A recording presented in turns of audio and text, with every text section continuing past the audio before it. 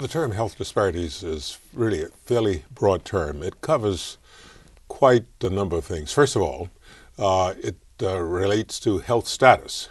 That is, how healthy is a population, such as what is the life expectancy, what is infant mortality, what is the rate of diseases such as heart attack, stroke, cancer, etc.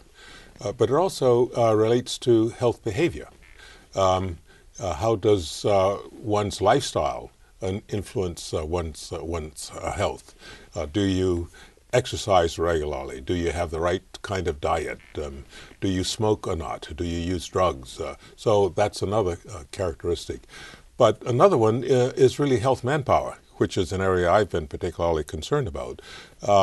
We have a disparity in the percentage of minorities, African Americans, Hispanic Americans, and Native Americans. A lower percentage of minorities are health professionals.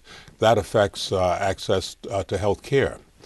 Disparities also relate to financing mechanisms, lack of health insurance.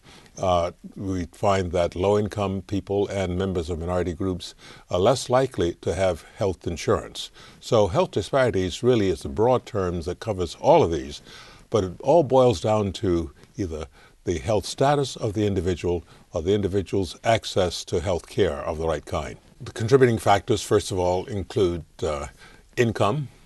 Low-income people are less likely to have health insurance, and we know that minority populations in general have less income. So we find that African Americans have a higher rate of lack of insurance. Hispanic Americans have the highest rate, perhaps 31% of Hispanics lack health insurance. But it also involves one's attitude towards the health system. Going to a health professional or to a health facility involves trust. We find that, again, low-income people and people with less education really don't have the confidence or the trust in the system that they are going to be helped by that. So therefore, that's another reason they don't utilize the health system as much as they should.